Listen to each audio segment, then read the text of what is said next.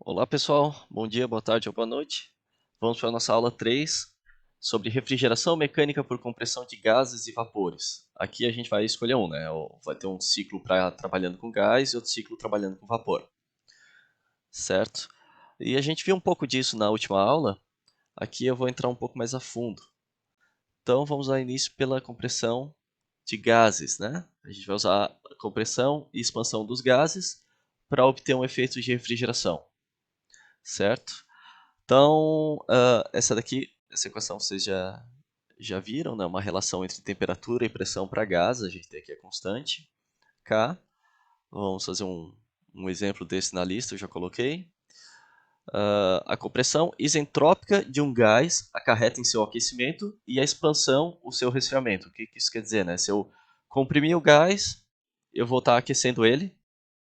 Isso aqui a gente pode ver pela primeira lei, que o trabalho de compressão é convertido em energia interna. E se eu expandir ele, eu vou ter o resfriamento. Então, no caso, a energia interna se transforma integralmente em trabalho mecânico e essa redução de energia interna vai aparecer na redução da temperatura. É aquele caso ideal, né, onde eu posso aproveitar a minha expansão em trabalho mecânico. Então, aqui a gente tem um ciclo ideal para uma refrigeração usando compressão de gases. E aqui é bem importante ter em mente que quando eu falo ciclo ideal de compressão de gás, ciclo ideal de refrigeração, eu não estou querendo dizer o ciclo de Carnot de refrigeração. São coisas diferentes, né? O ciclo de Carnot, ele é ideal, mas ele não está levando em consideração o tipo de fluido, ele não está levando em consideração os tipos de processo, né? E eu posso fazer isso, levar em consideração esses equipamentos que eu vou ter num caso real, e ainda assim desconsiderar todas as irreversibilidades. Isso vai me dar uma ideia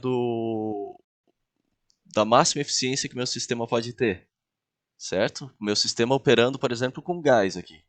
Então eu estou tendo um sistema de refrigeração utilizando compressão e expansão de gás. Ainda assim, esse é um sistema ideal, né? Diferente do ciclo de Carnot. É bem importante ter isso em mente, essa diferença. Aqui eu tenho a compressão hipoteticamente isentrópica, na qual o gás eleva a pressão consumindo o trabalho externo. Então, nesse livro que eu peguei aqui, nessa apostila, ele está usando isso para representar o meu trabalho externo. Eu vou e comprimo, né, de 1 para 2, o meu gás. Depois eu tenho uma troca de calor a pressão constante, né? Isso aqui no ciclo de Carnot, o que é? É uma troca térmica a temperatura constante. Eu tenho reservatório térmico a uma temperatura X, e no meu ciclo de Carnot não existe um gradiente de temperatura, uma troca térmica a temperaturas iguais, né, que é um caso bem ideal. Temperatura constante, aqui o meu gráfico é P, né, V. Então, levando em consideração isso. Aqui eu tenho a pressão constante, isobárico. Depois eu vou ter uma expansão hipoteticamente isentrópica, na qual o fluido devolve um trabalho mecânico utilizável. A gente viu que em vários casos esse trabalho não é aproveitado, né? Pelo menos no caso de uma refrigeração mecânica a vapor. E depois eu tenho a passagem pelo segundo trocador de calor, onde vai me dar realmente o que eu quero, o efeito refrigerante. Eu estou tirando o calor do meio, entregando para o meu fluido refrigerante. Então esse é o efeito que eu quero no sistema de refrigeração. Eu tenho duas isentrópicas e duas isobáricas, certo? No caso ideal, ciclo ideal. Como é que eu vou trabalhar com isso? Comparando, aqui eu tenho uma comparação com o ciclo de Carnot. Eu tenho aqui um diagrama TS ou HS, né? E aqui dentro, se vocês conseguem ver, eu tenho o meu ciclo de Carnot, certo? Está em verde agora.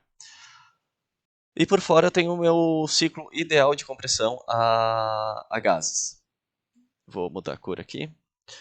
Então, primeiro no meu ciclo a gás, né, que é esse externo, eu vou ter o trabalho de compressão. É um trabalho que pode ser identificado pelo VDP, né, integral de 2 para 1 aqui de VDP. Eu posso ver isso através das entalpias ou, né, trabalhando com gás aqui eu posso usar o CP, as temperaturas, certo? Então eu comprimi ele, depois eu vou ter uma troca térmica que é mais fácil para a gente trabalhar, né? CP delta T, uma expansão de do gás também, né? Um trabalho de VDP. eu posso ver que aqui os sinais vão estar invertidos, né? Primeiro eu estou trabalhando com uma T2 menos T1, a temperatura mais alta menos a mais baixa, e depois eu estou trabalhando com T4, aqui T4 menos T3, né? Nesse trabalho aqui. Então eu vou ter sinais invertidos. Eu vou ter aqui um trabalho que eu vou ter que entregar e outro trabalho que eu consigo aproveitar. Certo? E depois eu tenho outra troca térmica, né? Meu CP ΔT. Pela primeira lei, a gente tem essa relação, para o caso cíclico, né? Do calor, uma equivalência com o trabalho. Certo? Eu não tenho a variação da energia interna, porque é um ciclo. Então eu posso ver pela parte do trabalho a relação entre esses dois, né? É igual à relação entre os calores, entre as trocas térmicas, né? E com isso eu posso fazer uma relação só entre as entalpias ou usando os CPs, mas isso aqui é uma análise da primeira lei do ciclo. Uma coisa importante observar aqui é por que o ciclo de Carnot é o mais eficiente de todos, considerando duas temperaturas, né, duas fontes.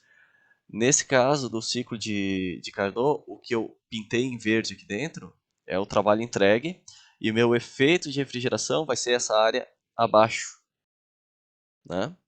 No caso de compressão a gás, isso eu já comentei um pouco na outra aula, eu vou ter um aumento do meu trabalho, que é essa área rachurada em cima dentro do ciclo, o aumento do trabalho de compressão, que eu preciso entregar, né? E uma redução na minha área de refrigeração, da parte útil, né? Parte de refrigeração útil que eu vou ter aqui. Então ele é menos eficiente que o ciclo de Carnot, certo? A gente consegue ver por essa relação de áreas.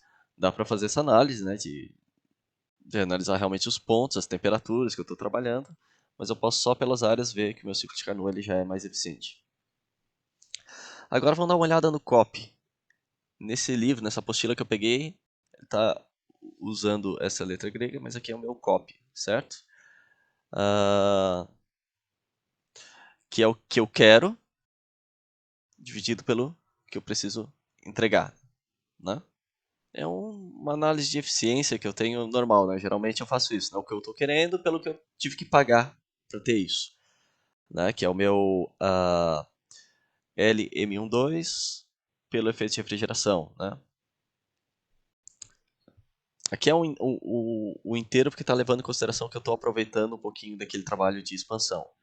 Mas aqui é o meu efeito de refrigeração, o 4Q41, né? Então aqui o meu LM está levando em consideração o quanto que eu paguei e o quanto que eu consegui aproveitar depois de novo. Fazendo esse desenvolvimento, depois talvez eu até peça para vocês fazerem, né, na lista ou na prova. Então, tente fazer esse desenvolvimento para gás. Eu consigo chegar numa relação só entre as temperaturas ou numa relação entre as pressões usando a constante. Fazendo um desenvolvimento aqui do que a gente viu, que é só um balanço de primeira lei, né, dos calores e trabalhos.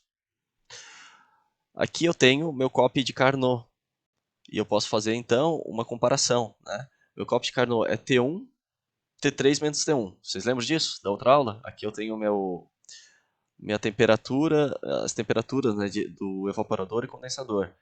E eu consigo achar o copy só com essas temperaturas, porque o meu ciclo de Carnot ele não leva em consideração fluido, não leva em consideração os processos, ele leva em consideração só que eu tenho uma fonte térmica quente e uma fonte térmica fria.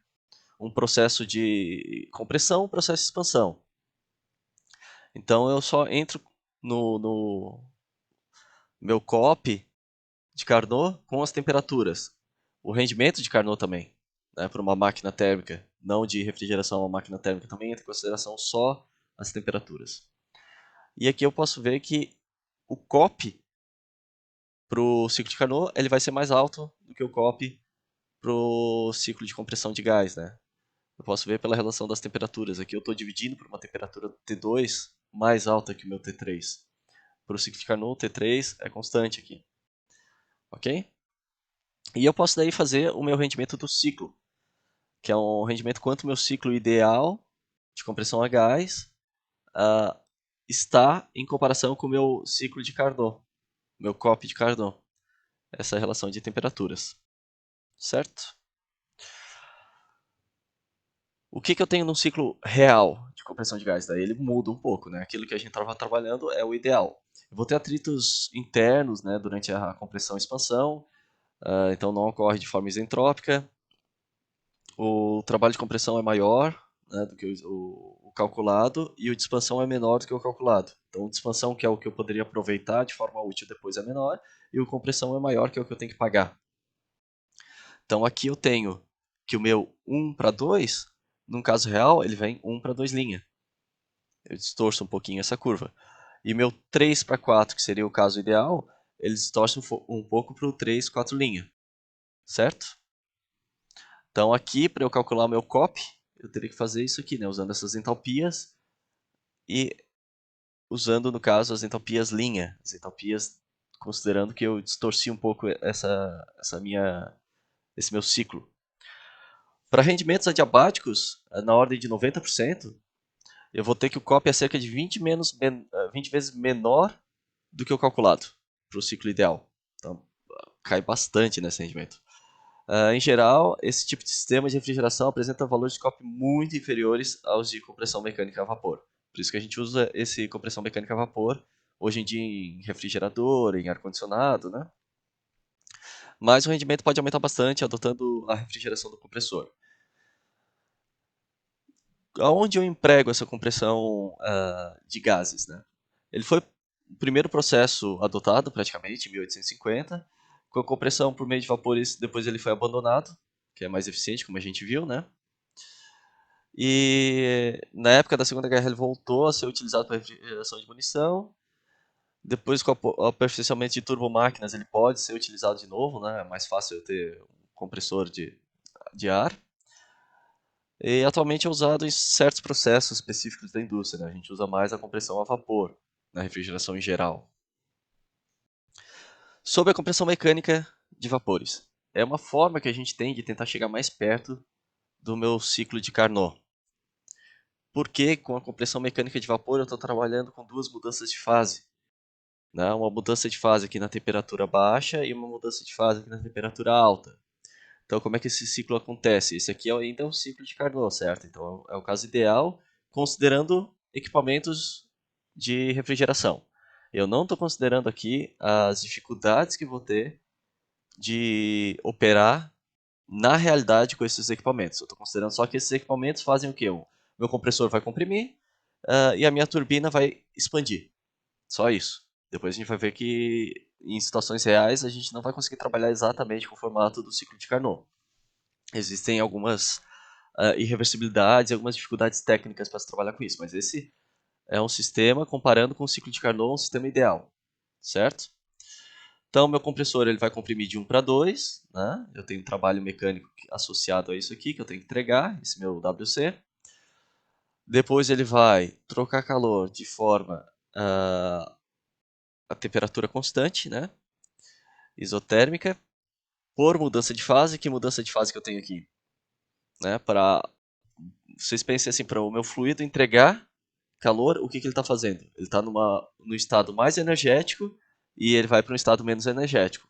Então ele está na forma vapor e vai virar líquido.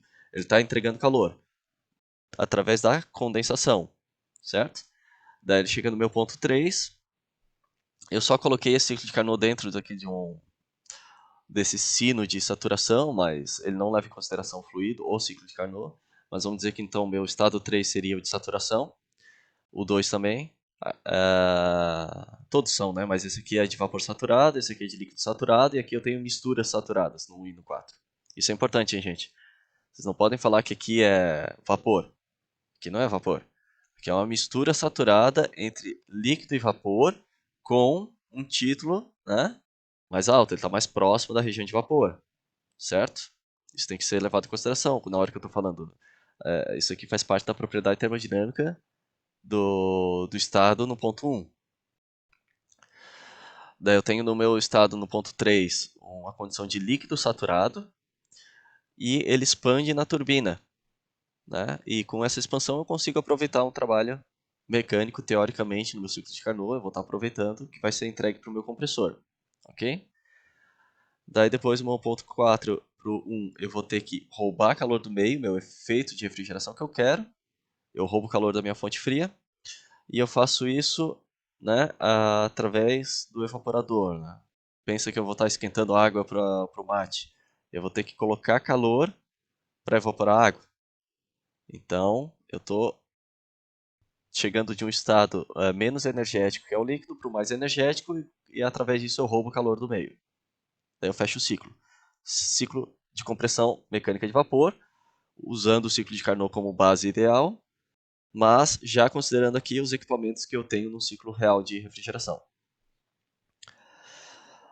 O ciclo real vai diferir um pouquinho do meu ciclo ideal, que é o ciclo padrão, que a gente chama. O ciclo padrão é o ciclo ideal de refrigeração, devido a irreversibilidades, né, que vão acontecer nos componentes. Então, duas formas comuns são o atrito no escoamento interno, né, a minha perda de carga, eu vou ter efeitos viscosos do meu fluido escoando nos tubos, e a transferência de calor entre o refrigerante e os ambientes, em todos os componentes. Claro, se eu estiver dentro de um trocador de calor, eu quero que aconteça a transferência de calor. Mas se eu estou dentro do compressor, dentro da válvula, nem sempre é vantajoso. Ou nas tubulações que levam do trocador para a válvula, né, isso nem sempre é vantajoso. A gente vai ver o que acontece aqui. O processo de compressão real difere substancialmente dos de compressão isentrópica assumidos no início. Então, tem uma diferença, né, nos processos.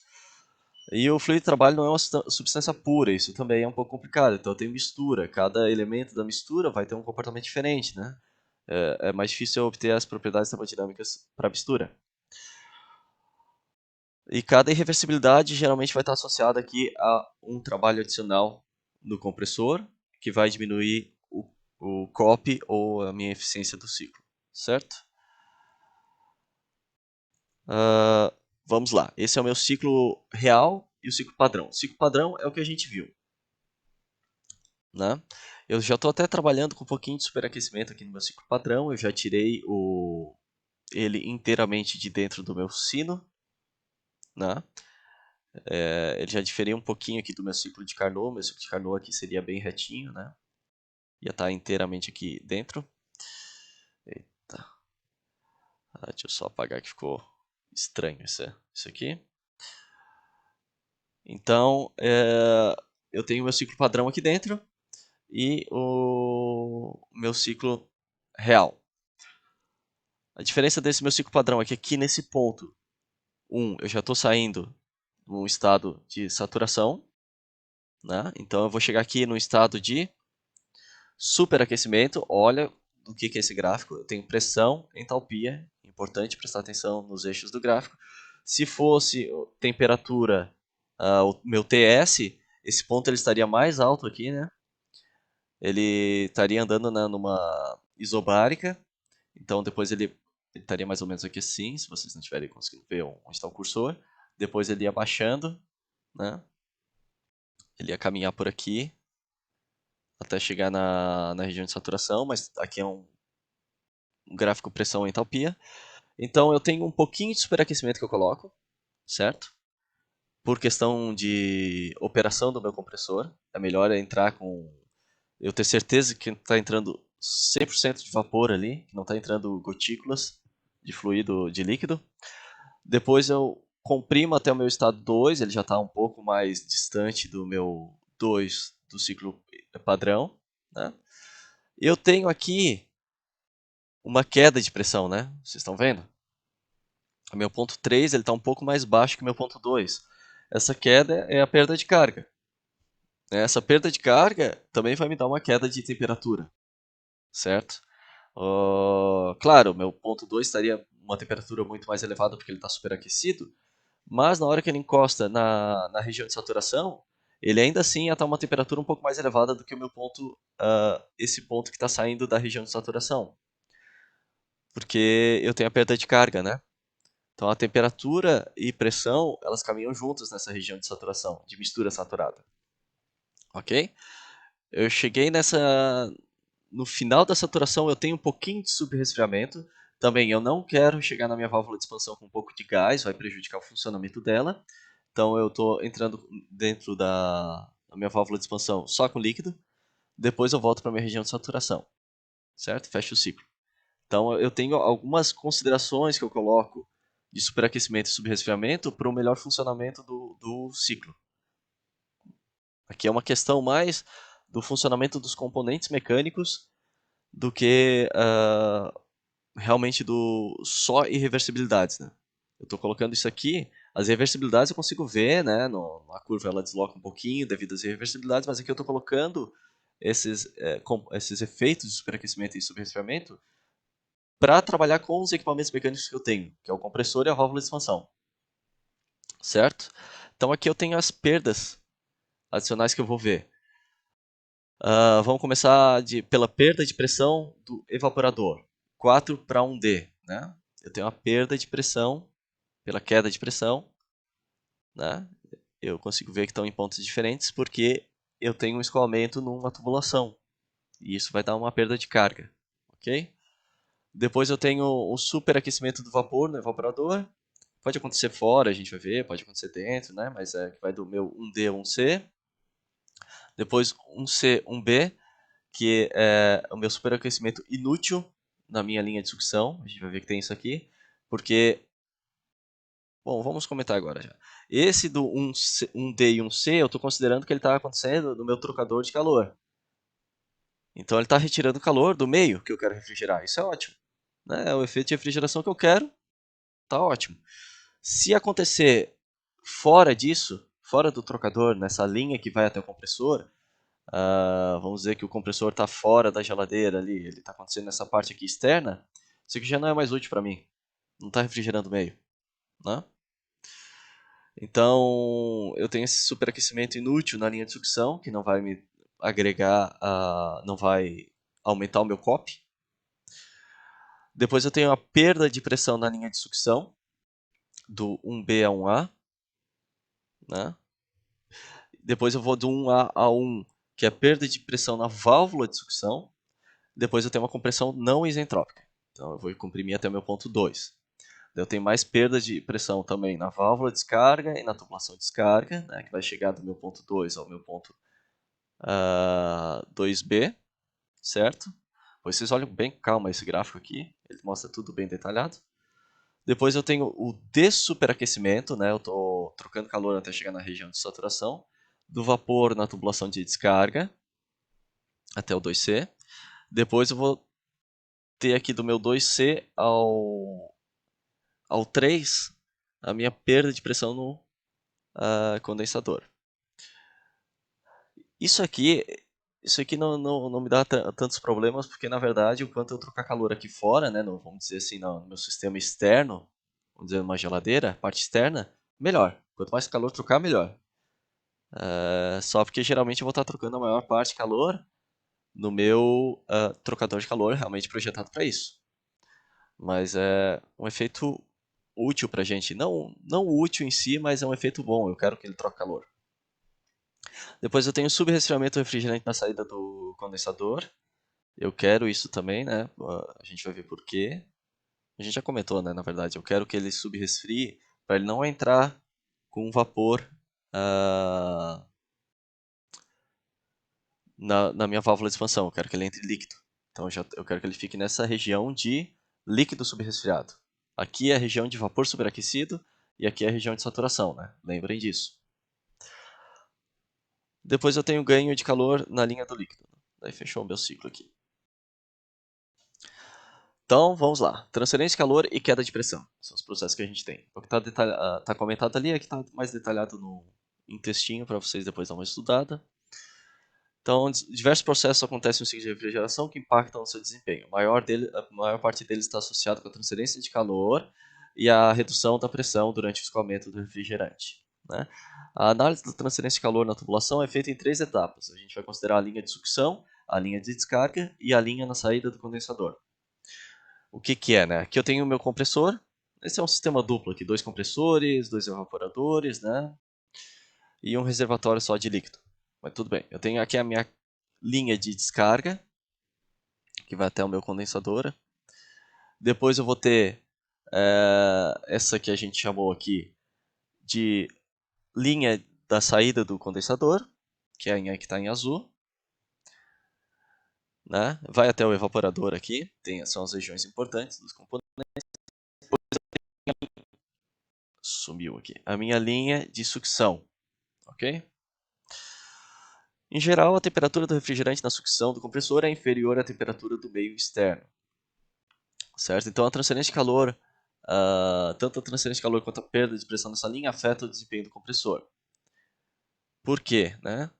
Uh, o ganho de calor nessa linha é considerado efeito de refrigeração inútil. Eu não estou tirando esse calor do meio que eu quero refrigerar, então ele é inútil para mim. E aumentar a temperatura do refrigerante, o volume específico dele aumenta. Tá? E com isso eu tenho que ter um deslocamento volumétrico mais alto. Eu vou ter que ter um compressor maior, ou eu vou perder capacidade de refrigeração para o mesmo compressor, né? Porque aumentou essa parte, o volume específico do meu fluido porque ele esquentou, ou porque ele perdeu pressão, né? Pela queda de pressão. Então são duas coisas que podem acontecer. Aqui a queda de pressão na tubulação de sucção, sempre prejudicial, porque eu vou fazer a mesma coisa, né? Eu vou aumentar o volume específico, como a gente comentou. Então eu afeto o efeito de refrigeração volumétrica, e com o aumento da razão, né, o rendimento volumétrico do compressor diminui, é o que eu já comentei. Então eu vou ter uma diminuição do COP, certo?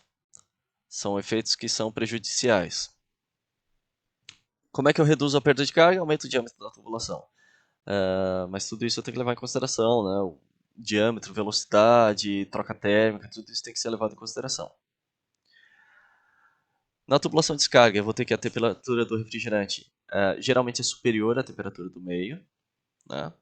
Transferência de calor não afeta o desempenho do ciclo, apenas diminuindo o superaquecimento necessário da entrada do condensador.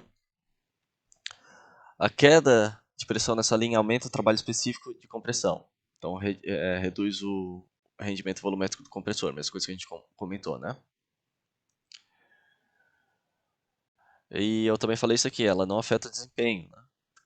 Porque se já passou do compressor, eu estou na parte externa e eu tenho troca térmica aqui, meu Q, depois do compressor, não tem problema, eu quero tirar esse calor mesmo. Eu vou fazer isso depois no meu evaporador, não é um efeito útil que eu quero. Né? Eu sou obrigado a fazer isso para fechar um ciclo termodinâmico. Na saída do condensador, qualquer transferência de calor nessa linha do refrigerante para o meio reduz a temperatura, aumenta o subresfriamento e, consequentemente, o efeito de refrigeração. Isso aqui é bom, meu superresfriamento. Tem um aumento do COP. A gente vai ver por quê. Eu não tive que entregar mais trabalho e eu consegui aumentar a minha refrigeração útil, minha troca térmica útil, só fazendo usando o subresfriamento. Então ele é vantajoso. O problema que eu tenho é que eu tenho um limite, né? Que eu consigo subresfriar, porque eu estou trocando calor com um ambiente externo. Eu estou resfriando meu fluido com o ambiente externo. Na hora que as duas temperaturas chegarem próximas, eu não consigo mais trocar calor. O meu fluido ele tem que estar mais quente que o meu ambiente externo. Então eu tenho um limite que eu consigo fazer isso aqui. E outra coisa, como eu falei, né, se a temperatura ambiente for maior que a temperatura de condensação, eu tenho a inversão desse fluxo. E com a redução de pressão nessa linha, devido ao atrito ou diferença de altura, eu posso ter a vaporização parcial. Então, se eu quero criar esse subresfriamento, imagina lá que eu tenho o meu condensador na rua, né, do meu sistema de split. Se eu aumentar a área de troca térmica, eu estou aumentando o comprimento da minha tubulação. E com isso, eu vou aumentar a perda de carga. E com isso, eu vou aumentar a possibilidade disso aqui, né, de vaporização parcial do líquido. Né? Eu também vou ter um sistema um pouco mais caro, porque eu tenho que ter mais tubulação para ele. Então, o superresfriamento é vantajoso, mas eu tenho limites para trabalhar. Né? Eu tenho que considerar tudo isso. Tenho que considerar também que eu não consigo trocar tanto calor com a rua se a temperatura do fluido chegar próxima da rua. Bom, aqui na região de baixa pressão ele não tem muito efeito, porque geralmente o dispositivo de expansão está próximo do evaporador. Então não é uma região que a gente tem que levar muito em consideração isso aqui. Depois eu quero que vocês vejam com calma a segunda lei da termodinâmica para ciclo de refrigeração. Né? A gente está considerando aqui um balanço. Então eu tenho na região 1 a taxa de variação de entropia no volume durante o tempo. Na região 2 eu tenho a taxa de transferência para dentro ou para fora, acompanhada respectivamente, né, que acompanha o fluxo de massa. Então eu tenho também aqui algo que acompanha a temperatura, né? Vocês lembram que tem duas formas da gente transferir a entropia, né, com temperatura ou fluxo de massa. Né? E o 3 eu tenho a taxa de produção ou geração devido a irreversibilidades no interior. É o meu S, né? Minha parte de geração aqui. O S ponto aí, né?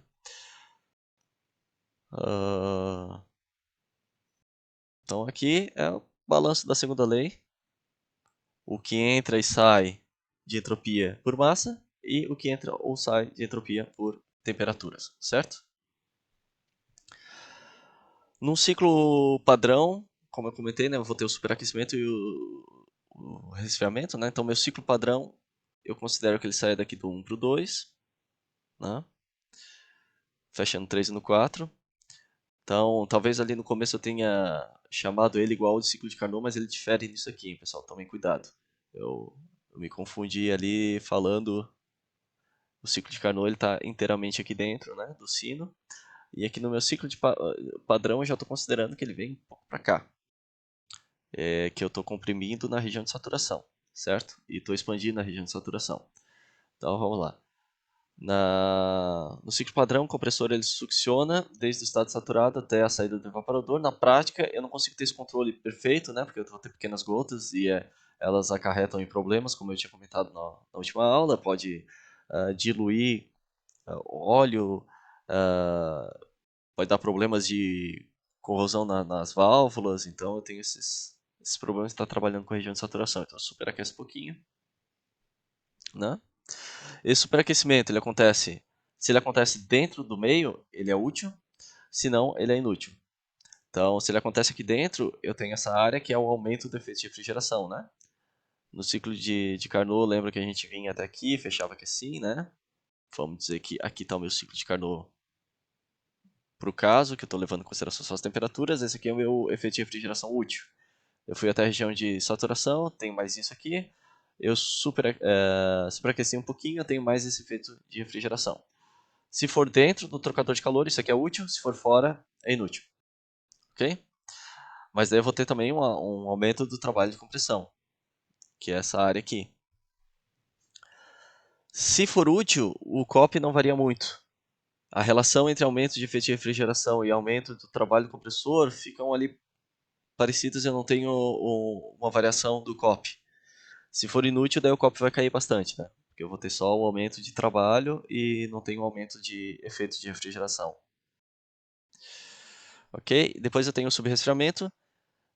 O subresfriamento ele sempre vai me dar um aumento no COP, mas eu tenho algumas dificuldades se eu levar em consideração a reversibilidade de perda de carga e outras, entre outras, né? Depois dá uma lida com calma nisso aqui. Mas aqui eu tenho o efeito, né, que eu tenho. Então, o refrigerante aqui é um gráfico temperatura, no outro era pressão. Tome cuidado, aqui é o TS. Aqui é um pouco mais fácil de ver, porque eu vejo a temperatura caminhando do meu ponto 3 de saturação, né? Ele continua indo pela... Ele vai subresfriando, ele vem aqui para essa região do 3'. Então o refrigerante ele entra no evaporador com uma entropia menor e aumenta levemente o efeito de refrigeração, né? Então esse ganho eu posso ver aqui pelas curvas, né? Aqui ele não está exatamente em cima, hein, gente. Ele faz, não sei se vocês lembram, mas as isobáricas elas vêm assim, né? A grosso, desenhando de forma grosseira. Então ele subresfriou um pouquinho, né? Ele já não está mais na região de saturação, ele não está encostando no sino, ele está um pouquinho afastado, meu ponto 3'. Então eu tenho essas regiões, né, que vão me representar a perda que eu tenho. Seria essa daqui, porque eu tenho um processo que não é isentrópico acontecendo, uma expansão que não é isentrópica, e aqui eu também tenho uma expansão que não é isentrópica. Então, sem subresfriamento, essas perdas são representadas por B, 4', 4C, enquanto com subresfriamento são representadas pela área A, 4 duas linhas, 4' B. Com calma do gráfico. Então, o efeito de refrigeração tem um aumento proporcional a isso aqui, sem eu precisar aumentar o trabalho que eu entreguei no ciclo, né? Então, eu tive um aumento do meu efeito de refrigeração. Meu problema é o limite de temperatura do meio para continuar tendo troca térmica. Outro problema é a tubulação e a perda de carga, né? Tudo isso você tem que levar em consideração, mas é um efeito vantajoso. Na prática, como eu falei, eu vou superdimensionar os trocadores de calor, né? Ou eu vou colocar um trocador adicional. E aqui eu vou ter o copy comparando os dois, né? Eu tenho um aumento de refrigeração sem que haja trabalho mecânico de compressão. Um aumento, né?